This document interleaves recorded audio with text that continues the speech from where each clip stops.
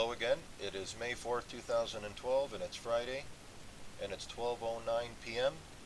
Eastern Standard Time, and what we have here is the Boeing stock.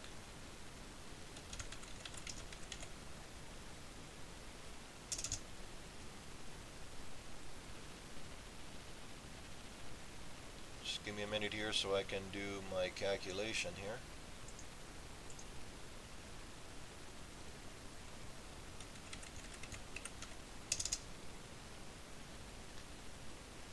And this stock will be compressing to 73.34.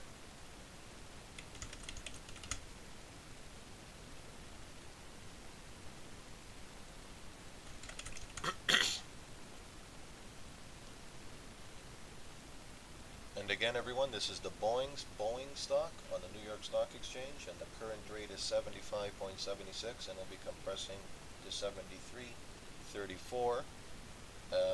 Again, this is the intro to the recording. I do have to remind you again, it is limited on time due to YouTube restrictions, and there will be part 2 of this, which is the conclusive side of things, and we'll talk to you then. Thank you.